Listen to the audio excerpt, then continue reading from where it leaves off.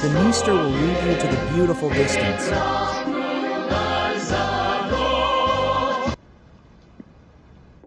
A fragment of the Soviet Union or a poor enclave of Russia.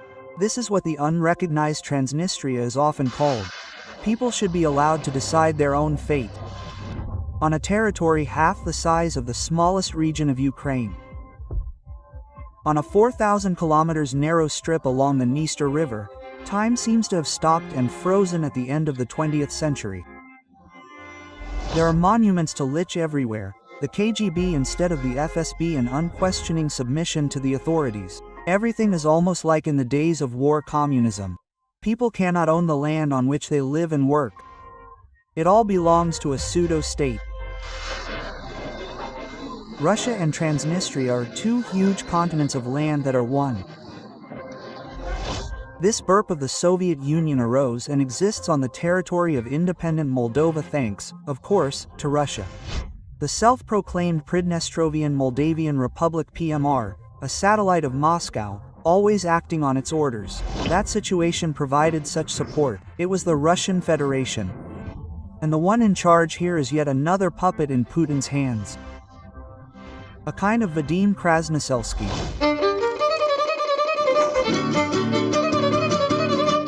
How is the Russian spirit devouring Transnistria from within? Why don't the youth stay here? And who helps Putin keep the local Moldovans in an iron grip? A true story of a fictitious country. There is a Russian spirit there. There is a smell of Russia. If constitutional order is being restored in Bender, then the entire world community should radically reconsider the concept of the word occupation. Tiraspol could now be a modern European city, but the lovers of the Russian world stole the future from Transnistria.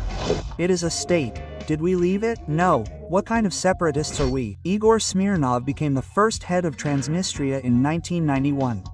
He will become the first commander-in-chief of the armed forces of the PMR. In 1992, with the help of the Kremlin's warriors, the Transnistrian militia will seize the left bank of the Dniester, and the Moldovan authorities will finally lose control over these areas. We ask you, we Moldovans, we ask you to leave this land.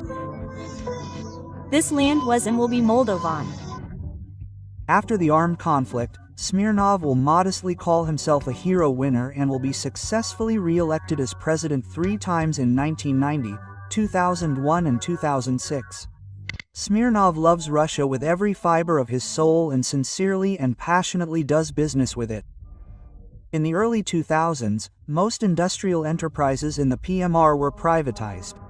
Of course, with Smirnov's light hand, they all ended up in the hands of his relatives, friends or Russian oligarchs. The PMR leader was especially diligent in relation to the sheriff holding. At his instigation, the enterprise was even exempted from paying taxes and customs duties. I see how difficult it is to maintain social security. And this is the first task. The second task is to preserve the people. The third task is to preserve the youth, and so on. Note preservation. Corruption and compromising evidence have always been the strict collar by which Moscow has kept all its vassals tightly held. But even the Kremlin is stunned by the scale of Smirny's greed and lawlessness. I see that you selflessly love money. Moscow has begun an audit of the financial aid that Russia has been providing to the PMR for many years, which Smirnov stupidly transferred to a bank controlled by his wife and son. In 2011, Putin punished the greedy Transnistrian prince, and President Igor Smirnov lost the election to the Speaker of the Parliament of the Quasi-Republic, Yevgeny Shevchuk. Therefore, we have always recommended and asked our partners in Chisinau, by the way, and in Ukraine to consider the possibility of constructive, mutually beneficial cooperation, primarily in the economic sphere. At the elections, Russia put forward Yevgeny Shevchuk, behind whom, in addition to the Kremlin, there were also the huge ears of the main budget-forming holding company of the Republic, Sheriff. Very soon, it will be the bosses of the Sheriff who will not allow Shevchuk to be re-elected for a second presidential term. In this way, they will take revenge on the head of the Republic, who has gotten out of control, for the criticism he allowed himself in relation to the holding. It is very symbolic that today I received exactly the second, certificate. Number 2, the second presidential term. And number 2 is just symbolic for this election campaign. In 2016, only 27% of voters will vote for Shevchuk. And he himself will flee Transnistria, accusing the owners of the sheriff of attempting to assassinate him. The fate of our country will depend on them. Moreover, now the external situation is difficult. The election campaign was very difficult. And it is obvious that the strategy for the development of the Transnistrian state will depend on the will of the citizens. The Kremlin's new puppet, former investigator and obvious KGB agent Vadim Krasnoselsky will defeat Yevgeny Shevchuk by a huge margin. It is noteworthy that in his very first words after his triumph he will thank not only his fellow citizens, but also Russians. Expressing gratitude to the entire Transnistrian people, Russian citizens living in Transnistria, for their high civic position, for their attitude both to Russia and to the current president Vladimir Vladimirovich Putin. It is cynical and noteworthy that the main motto of the election campaign of the new contender for the theft of the Transnistrian trough will be the famous words of Gleb Zhiglov. A thief should sit in prison. True. Krasnolsky was born in 1970 in the Chetinskaya region in the family of a serviceman. When Vadik was 8, the family moved to Bendery, Moldova. After school, the future Kremlin lackey decided to follow in his father's footsteps. He studied at the Kharkov Higher Command and Engineering School of Missile Troops and then returned to Bender, refusing to take the military oath to Ukraine. Having betrayed Ukraine, Krasnolsky decided to serve the Kremlin and linked his life with the security forces in the unrecognized republic. From 1993 to 2003, he made a career in the Bender police, and then became the head of the security service of the aforementioned Sheriff Holding. This company owns the most attractive assets of Transnistria and controls more than 60% of the legal economy of the unrecognized republic. The state is me. This is where Krasnoselsky's career took off. From 2007 to 2012, he was already the Minister of Internal Affairs of the PMR and even holds the special rank of Major General of Police. But the political ambitions of the sheriff's bosses and Krasnoselsky himself are much higher. He leaves his comfortable place in the Ministry of Internal Affairs and goes to Parliament. There, over time, he grows up to the chair of the Speaker of the Supreme Council of Transnistria. But even this sheriff, it turns out, is not enough for the syndicate. They need their own submissive and obedient head of the republic. And so Krasnoselsky is already sharpening his skis to become the president of the PMR. Thanks to the support of the sheriff and, of course, the Russian Federation, Krasnoselsky gained over 62% of the votes in the elections. The local voters sincerely believe the promises of the new sheriff Krasnoselsky. Free gas and public transport for the elderly. 15,000 new jobs for the young. Vadim Nikolaevich received the victory, but traditionally did not fulfill his promises. When exercising the powers of the President of the Pridnestrovian Moldavian Republic, to respect and protect the rights and freedoms of man and citizen, to observe and protect the Constitution of the Pridnestrovian Moldavian Republic and the laws of the Pridnestrovian Moldavian Republic. Immediately after the election, Krasnolsky rushed to Moscow to bow to his suzerain Putin. The people are really very pro-Russian. A large number of Russian citizens live in Transnistria. It is difficult to say exactly how much money Moscow gives to the PMR to support separatism today. But experts estimate this amount at $1 billion annually.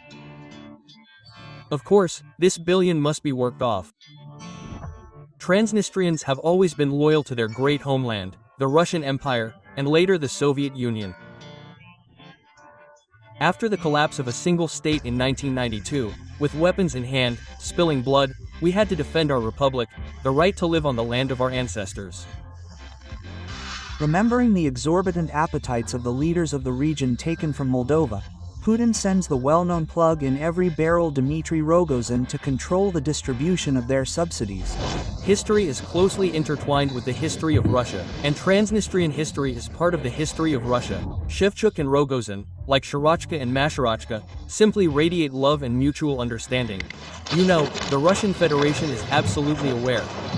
And all the referendums that took place on the territory of Transnistria, only 7 referendums, and 2 of them were devoted to issues related to the possible integration of Transnistria into the Russian Federation. We know not only about these referendums, we know about the high level of voting, almost 100%. Friendship and money in Rose. Very soon, Rogozin and Krasnoselsky will break pots. It is clear that because of that very Putin billion, which they failed to divide between the two. 5 is needed, not a businessman. No escape, yes, the Moldovan authorities will declare Rogozin persona non grata, and since then, he has been able to squeeze into the PMR only through the Chisinau airport. What we have done in recent years. So, if you read the documents, remember, everything looks quite decent, and it seems to me that we can be proud of these results, and people feel it. I dedicate 2018 Putin appoints a new overseer of Transnistria. He will be the entire Deputy Prime Minister of the Russian Federation, Dmitry Kozik. There is an understanding. I think that there is an understanding for moving forward. Time will tell how it will be. But I am absolutely convinced that by working we will achieve what is planned. The current system in the unrecognized republic is totalitarian in the Soviet style. The European Parliament condemns the lack of respect for human rights. Any content criticizing the authorities is prohibited here. The legitimacy of the regime cannot be questioned. We are so different from modern Moldova and historical Bessarabia that it is not difficult to imagine issues of reintegration, you understand? Difficult. We have different heroes, you understand? Here is the basis, different heroes. In order to expand the instruments of repression, security forces calmly cut off residents' access to the internet and telephone communications. Similar laws and practices exist in the communist DPRK in China, as well as in Russia and Belarus. As for relations with the Russian Federation, they are more transparent, more understandable for me personally and more stable. The most interesting thing is that Krasnoselsky himself positions himself as an ardent imperialist and monarchist. He advocates for the return of the Russian Empire and for the inclusion of Transnistria in it. Even during his time as head of the Ministry of Internal Affairs, Vadim initiated the installation of banners with the image of the executed royal family and with the repentant words, "Forgive, sovereign, the chat of your lost ones. God save the Tsar, strong, sovereign, reign for our glory, reign to the fear of the enemies. Orthodox Tsar, God save the Tsar." Quote. Krasnoselsky considers the October Revolution a catastrophe, and the Bolsheviks and communists traitors and usurpers. He idolizes the Russian emperors Catherine II, Alexander II and the third Nicholas II. He bows down to the personalities of Suvorov and Stolypin. Their images and busts are placed right in his office. Among his contemporaries, he always admired Vladimir Zhirinovsky. We have always supported Transnistria. In this regard, we will try to do everything in our power. As always, we are ready to provide maximum assistance. How can such an explosive mixture coexist in one person, if he is sincere and normal? It is not clear. On the one hand, Krasnoselsky has turned and is turning Transnistria into a semblance of the worst copy of the USSR. On the other, he dreams of returning the empire and the monarch. However, he is definitely consistent in one thing. Transnistria is confidently following in the footsteps of the dictatorial Kremlin regime. Almost the entire economy of the PMR is based on Russian money. But there is also a second power here. The Sheriff Holding. Almost every second company in the separatist republic belongs to Gushan and Kosmali. These are the Transnistrian oligarchs. Their companies act as a state within a state. They operate in all sectors of the economy. They own the most famous football club of the same name. Even children know about the close ties between Vadim Krasnoselsky and the sheriff in the republic. Maneuvering between the interests of Moscow and the sheriff, the president of the PMR is always forced to sit with his legs spread. Otherwise they will treat him like his predecessors. Yes, if you want to live, not so spread eagle. The servant of two masters must simultaneously satisfy the whims of both Putin and local bosses. Krasnoselsky's power directly depends on their whims and moods. I cope with everything and everyone is happy. I manage to serve two masters, and not a single one about it. And one more piquant detail. A lover of the Russian world, an admirer of the empire and an admirer of the lost monarchy, Vadim Krasnoselsky is the owner of, you will not believe it, yes, a Ukrainian passport.